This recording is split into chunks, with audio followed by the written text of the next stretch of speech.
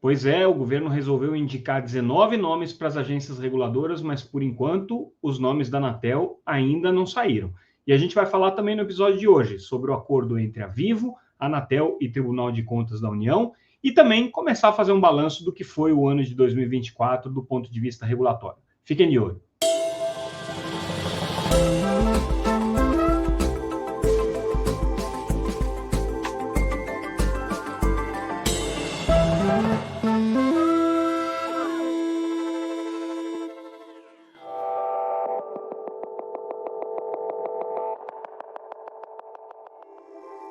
Esse podcast é um oferecimento de Huawei.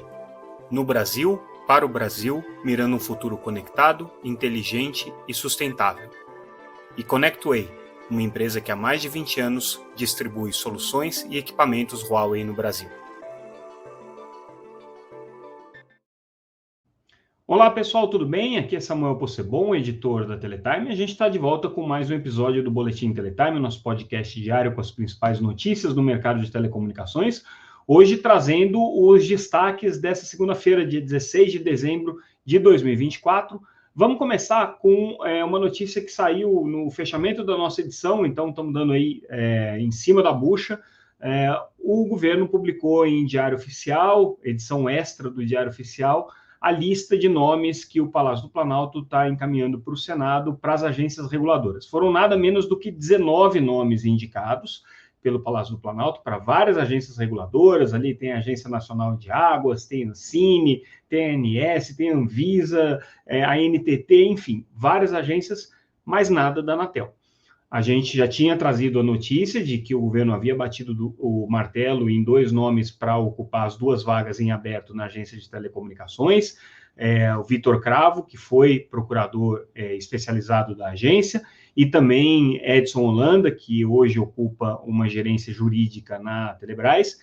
Mas, ao que tudo indica, esses nomes estão sofrendo resistências e tem algumas coisas que não estão fluindo da maneira como se imaginou. E por essa razão, talvez esses nomes não tenham saído. Não quer dizer que eles não vão ser apresentados até o final da semana ou que não venham outros nomes. A gente tem que ficar de olho nas movimentações, mas no final da semana passada, a gente destaca uma reportagem do Portal J, que já dizia que havia resistência à indicação dos nomes que haviam sido definidos ali para a Anatel, principalmente o nome de Vitor Cravo, principalmente pelo setor de radiodifusão, mas também com resistências dentro do próprio PT. Ao que tudo indica, o Edson Holanda não enfrenta maiores problemas, tem uma discussão sobre se pela lei das agências ele poderia ou não poderia ser indicado, já que ele ocupa uma posição hoje dentro de uma empresa regulada pela Anatel, que é o caso da Telebrás, mas também existe uma pressão do próprio Ministério das Comunicações para colocar um segundo nome, que inclusive foi encaminhado para o sistema da Presidência da República. Esse nome seria uma executiva, uma servidora do Ministério do Desenvolvimento, Indústria e Comércio, que ocupa hoje uma função de coordenação dentro do MDIC, e seria um nome indicado pelo ministro das Comunicações, Juscelino Filho.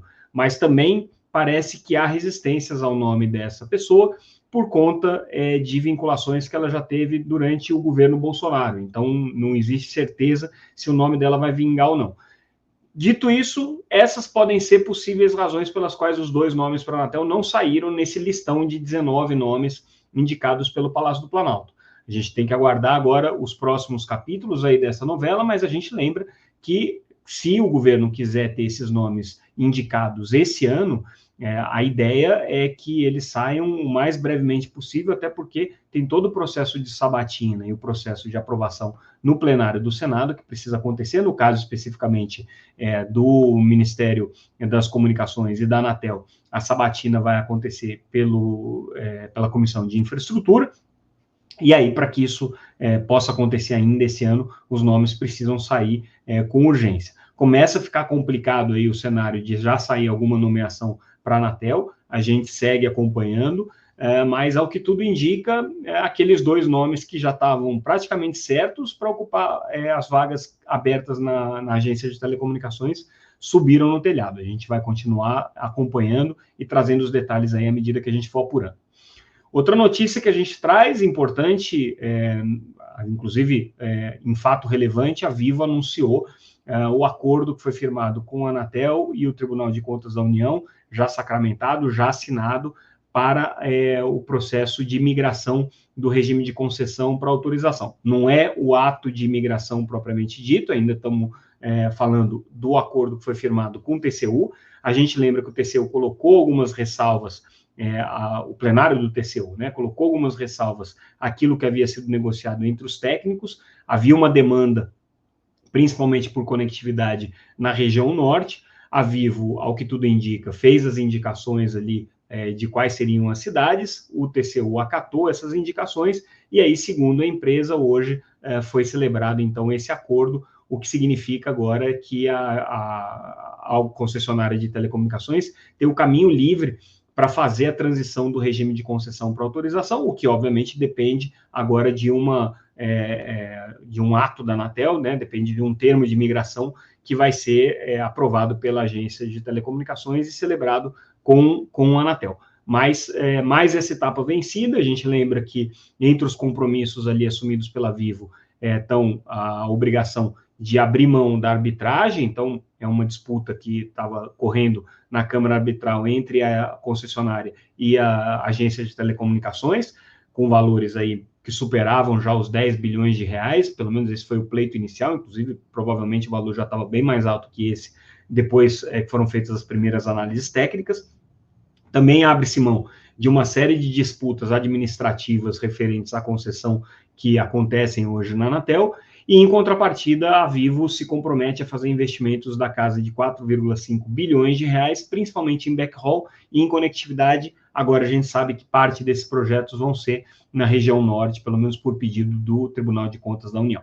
Então, mais um passo dado aí nesse processo importante, que é o processo de migração das empresas que estão em regime de concessão para o regime de autorização, aliás, um dos grandes marcos aí do ano para a Anatel.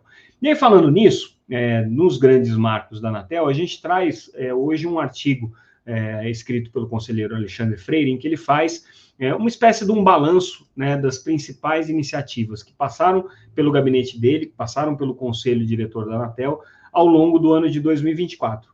Ele elencou 15 processos mais relevantes, mais emblemáticos de decisões que a Anatel tomou e que passaram, obviamente, pelo gabinete do conselheiro ou pela contribuição do conselheiro, seja em voto vistante, seja em análise de relator, e que a gente poderia dizer que definiram o que foi o ano de 2024 da agência. Como praticamente todas as questões relevantes acabaram passando pelo conselheiro Alexandre Freire, seja porque ele era relator, seja porque ele pediu vistas, ou porque as matérias, de alguma maneira, acabaram tangenciando outros temas que foram tratados pelo gabinete do conselheiro Alexandre Freire, dá para a gente dizer que isso daqui representa, com bastante precisão, um bom balanço do que a Anatel fez de mais importante. E o que a gente destaca aqui, né? Quando a gente olha numericamente, né, estamos falando aqui de 15 processos importantes. Nem parece que foi tanta coisa assim, afinal de contas, 15 processos, a gente poderia dizer uma questão importante resolvida por mês aí pela agência. Mas, do ponto de vista de inovação regulatória, tem alguns aspectos aqui que são bem relevantes que a gente poderia chamar a atenção na perspectiva do que a Anatel fez de diferente em relação ao que ela fazia, decisões que foram surpreendentes e inovadoras em relação ao que a agência também vinha promovendo, e decisões aqui que podem ser consideradas emblemáticas. Algumas o conselheiro lista, outras, nessa minha análise, eu vou permitir fazer uma ponderação sobre a minha perspectiva, que foram decisões importantes também. Começando pelas decisões aqui do gabinete do conselheiro, que foram elencadas aqui nesse relatório, nesse balanço que ele publica com exclusividade aqui na Teletime, ele chama atenção para o começo do ano, em que a agência reviu a sua agenda regulatória. E aí, por que isso foi importante? Primeiro, porque entraram algumas questões que a Anatel até então vinha tratando de maneira tangencial. Por exemplo, as obrigações de desenvolvimento sustentável, né, que são os itens da Agenda 2030, que passaram a fazer parte agora da agenda regulatória. Também questões relacionadas à segurança cibernética, que começaram a ser olhadas de uma maneira mais sistêmica em todas as decisões da Anatel, né? Então, houve mudanças na agenda regulatória da agência em função desses itens. A Anatel começou a olhar com mais atenção também para o mercado de cloud computing e data center, o que vai ser relevante agora para o futuro, considerando todo o ecossistema digital. Outra decisão importante que aconteceu no começo do ano, passando pelo gabinete do conselheiro Alexandre Freire, foram os primeiros sandboxes, né? A Anatel criou esse conceito aí de experimentação regulatória, vamos dizer assim, né? Que seria a definição do sandbox, especificamente no caso de Direct to Device, que é a comunicação entre satélites e dispositivos, que a Anatel, inclusive, está um pouco frustrada com esse resultado, a gente já ouviu manifestações da agência nesse sentido, e o sandbox para permitir que, por exemplo, prefeituras possam operar redes de telecomunicações, o que, inclusive, se alinha com uma decisão que o Congresso está tomando agora de permitir cooperativas também operando serviços de telecomunicações. Então, dentro desse sandbox, a gente poderia ter operações feitas por prefeituras, por exemplo, e aí no contexto mais amplo da mudança da legislação, isso aí incluiria também cooperativas, né? Essa foi uma decisão importante da agência. Outra decisão importante foi a revisão que a agência começou a fazer sobre a classificação de empresas com poder de mercado significativo. Começou com a Sky, que tinha poder de mercado significativo em TV por assinatura, e aí a Anatel, de maneira muito inovadora, passou a entender o mercado de TV por assinatura, inclusive contemplando o streaming, e por isso a Sky deixou de ter essa classificação de PMS e passou a ser considerada uma PPP. Mas para o final do ano, também a gente tem que destacar que também a Oi deixou de ser uma operadora com poder de mercado significativo, se tornando uma prestadora de pequeno porte. Então, essa mudança no enquadramento foi muito relevante. A agência também tomou uma decisão importante com relação à questão das chamadas abusivas, né? Então, ficou estabelecido que o código 0303 vai ser aplicado também para cobranças e vai ser necessário uma política de validação dos dados, o que inova de maneira significativa a regulamentação que a Anatel vinha colocando até então para chamadas abusivas, é uma medida de impacto relevante para o consumidor final. A própria migração das concessões para autorizações, começando com a Oi, que foi a mais emblemática, né, uma decisão inédita da agência de fazer a conversão da concessão para autorização, e o acordo que foi firmado com o TCU, dentro do contexto da pactuação por consenso, que pela primeira vez chegou a um entendimento de investimentos que poderiam ser feitos em troca, né, dessas disputas que haviam no passado. No caso especificamente da Oi, não se abriu mão da arbitragem, mas no caso da Vivo se abriu mão da arbitragem, e em todos os casos, o interessante é que a Anatel fez acordos também com os processos administrativos que estavam acontecendo dentro da agência. Então, dentro dessas pactuações, se zera um estoque de PADos e processos e pendências regulatórias que, de outro modo, poderiam onerar muito o setor e também poderiam onerar a agência com um trabalho excessivo que deveria ser concluído aí do ponto de vista das negociações e do processo de sancionamento.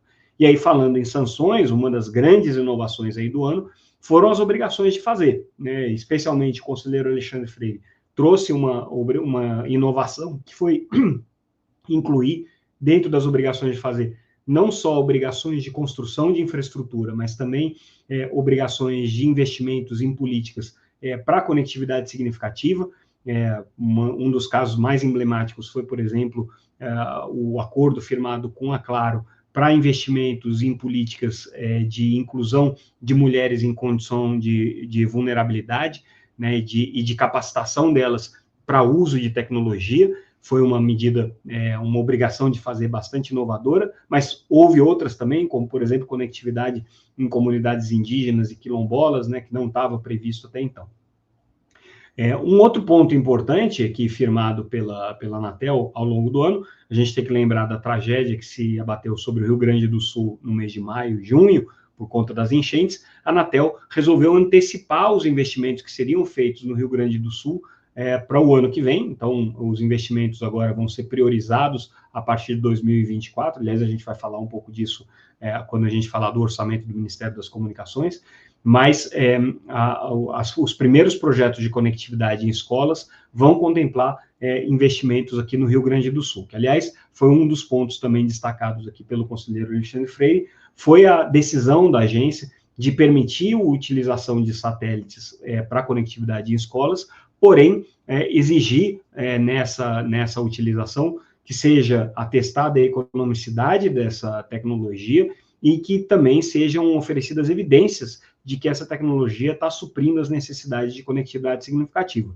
Essa decisão da Anatel vai ser muito importante daqui para frente, principalmente com o Ministério comandando a EASSE, que a gente já noticiou aí nas últimas semanas, e a gente sabe que a intenção do Ministério é colocar a Telebrás para ser a provedora da conectividade nas escolas que hoje carecem desse tipo de infraestrutura. Então, vai ter que se seguir aqui essa diretriz do Conselho da Anatel, né, de que se comprove a economicidade. Então, por trás disso, tem algumas questões importantes aqui que vão ter que ser analisadas.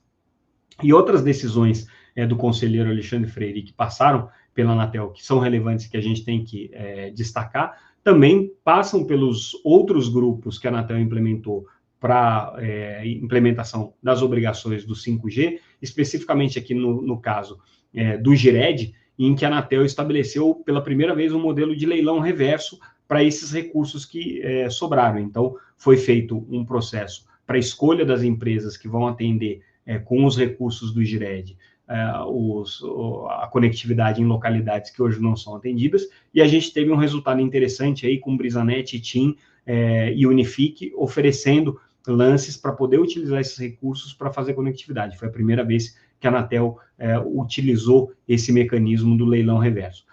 E, por fim, né, eu acho que a gente não poderia deixar de falar do edital da faixa de 700 MHz, que foi aprovado na semana passada, e que também traz inovações importantes aí com relação à participação dos pequenos provedores. A expectativa é que esse edital seja publicado de maneira definitiva até o meio do ano que vem. O que o conselheiro não destaca aqui, que eu chamo a atenção, foi a revisão do Regulamento Geral de Direitos do Consumidor, com a anulação de alguns itens. Foi uma decisão pouco usual da Anatel, mas que respondeu a um pleito das operadoras de telecomunicações que ponderaram que aquele regulamento que havia sido costurado alguns anos antes já não se aplicava à realidade do mercado hoje. E a Anatel, de uma maneira inédita e, de certa forma, corajosa, relatada aqui pelo conselheiro Alexandre Freire, voltou atrás e anulou alguns itens do regulamento, né, o que foi um processo bastante diferente e, pode-se dizer assim, inovador do ano de 2024. Esses foram alguns dos pontos aqui importantes destacados pelo conselheiro Alexandre Freire, que a gente também faz aí alguns adendos, mas que marcam a retrospectiva do ano de 2024 na Anatel.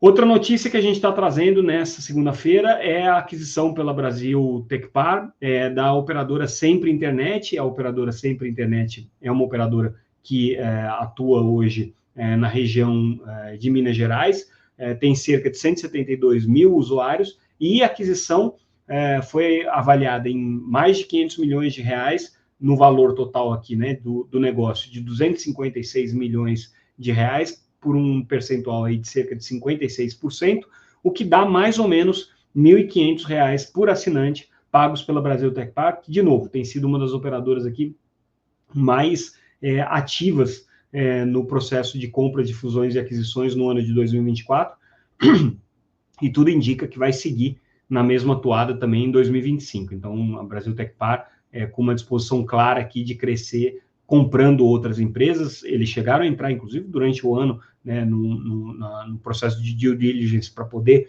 adquirir a Oi, a operação de fibra da Oi. Acabou não dando certo ali por conta, né, da questão da rede neutra da Vital, mas nem por isso eles deixaram de ter menos apetite. Então, continuam fazendo aquisições aqui, já com isso, já superam aí a barreira do 1 milhão de usuários no Brasil, 1 milhão de clientes no Brasil, a hora que essa operação, obviamente, for concluída, né? A gente tinha falado do orçamento do Ministério das Comunicações. A Comissão Mista de Orçamento do Senado Federal aprovou uma primeira proposta aqui do projeto de lei orçamentária para 2025, e o Ministério das Comunicações ficou com 2 bilhões de reais de orçamento, sendo que 340 milhões vão ser para as iniciativas de inclusão digital em regiões como Rio Grande do Sul, Curitiba, Goiás e Distrito Federal, manutenção dos contratos da RNP, elaboração de estudos na área de radiodifusão, proposta de promoção do programa Internet Brasil, e aí a gente tem 765 milhões para a Anatel, isso aí inclui o custeio da Anatel, e também um orçamento de 800 milhões de reais para a Telebrás. A Anatel também aprovou na última sexta-feira, em circuito deliberativo, mais prazo para a constelação Kuiper da Amazon entrar em operação. O prazo vencia agora em 20 de dezembro. A Anatel concedeu mais prazo até meados do ano que vem, até 20 de julho do ano que vem, para a Kuiper entrar em operação. Provavelmente vai ter que pedir mais prazo, porque a gente sabe que a perspectiva é que os primeiros satélites entrem em operação só no segundo semestre do ano que vem.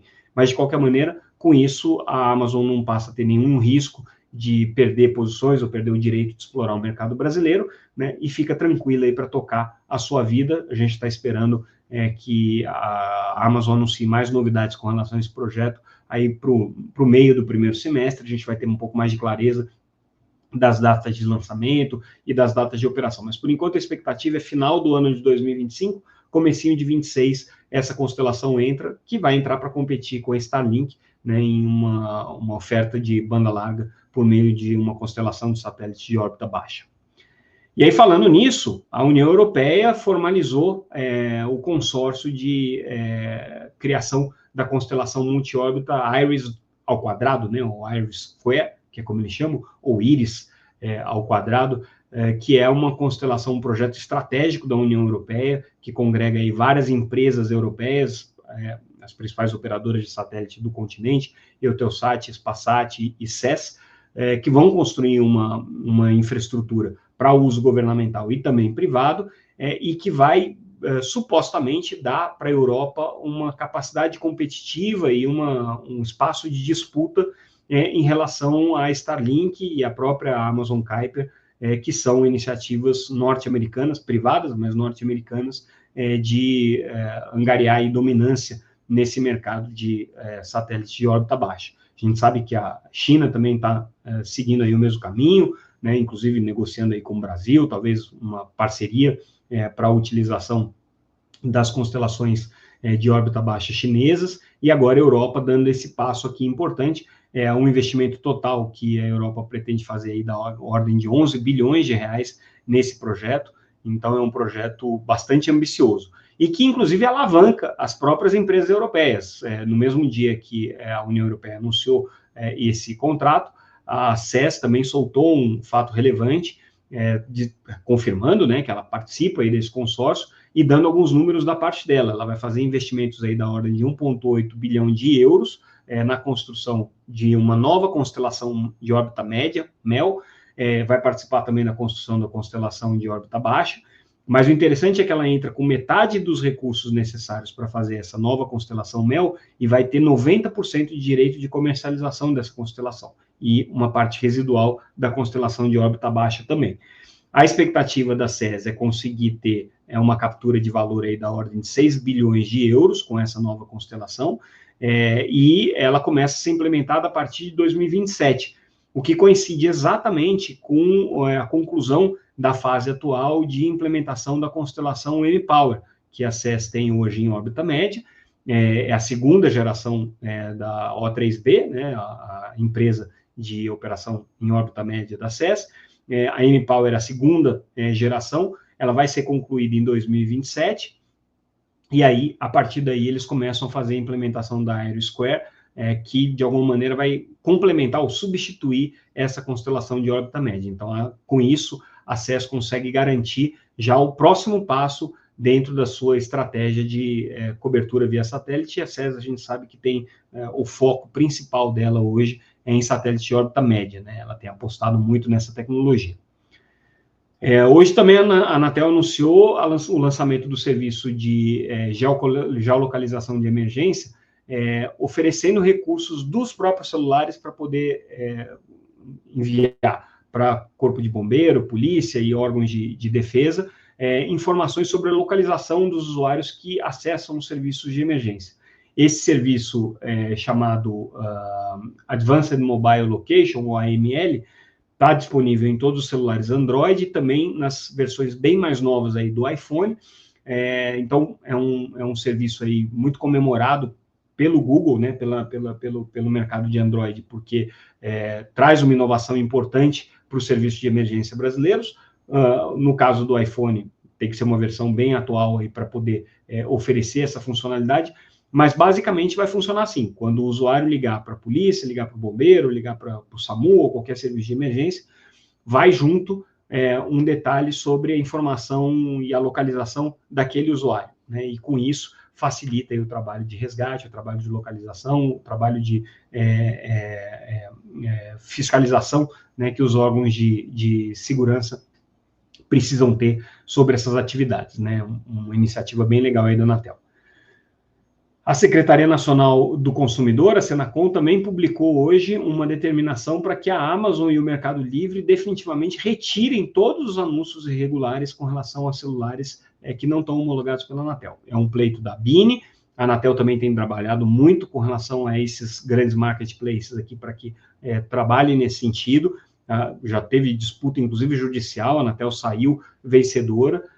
Mas, basicamente, assim, a grande dificuldade da agência de telecomunicações e da Senacom é conseguir fazer com que essas plataformas, esses marketplaces, de maneira proativa, retirem do ar os anúncios que contemplam equipamentos que não são homologados pela agência ou que são sabidamente fruto de contrabando, descaminho, né, e do mercado cinza.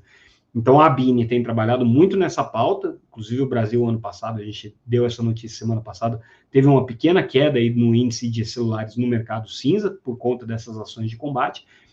No caso da Anatel, passa também pelo combate à pirataria, importante. Agora, a expectativa é do cumprimento aí, né, pela Amazon e pelo Mercado Livre, dessas determinações da Senacom e das demandas aí que têm sido feitas pela própria Anatel. E a gente finaliza o nosso boletim de hoje trazendo a notícia de que a Stock Car, né, a organizadora do campeonato de automóveis, vai utilizar no ano que vem o Wi-Fi 7 em todas as suas corridas. Já vai estar utilizando esse ano em algumas corridas, vai fechar o ano com a utilização do Wi-Fi 7 e o ano que vem eles prometem oferecer essa funcionalidade para todos os autódromos em que a corrida for oferecida.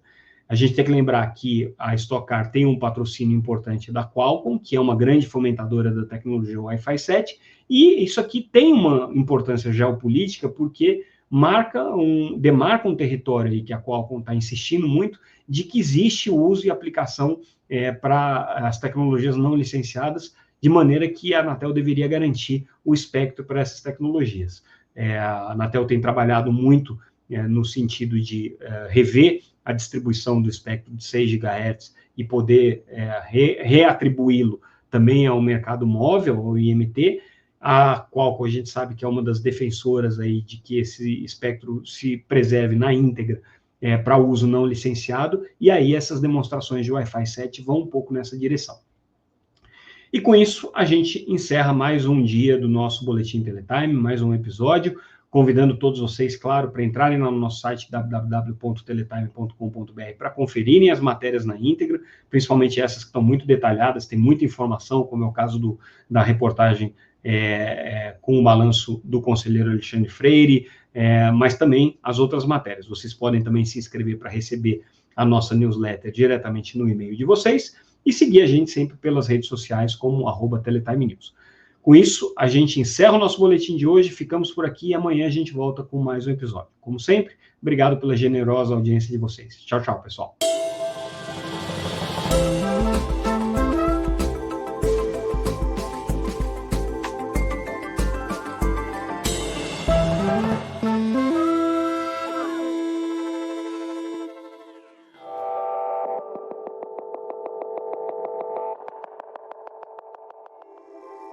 Esse podcast é um oferecimento de Huawei. No Brasil, para o Brasil, mirando um futuro conectado, inteligente e sustentável. E ConnectWay, uma empresa que há mais de 20 anos distribui soluções e equipamentos Huawei no Brasil.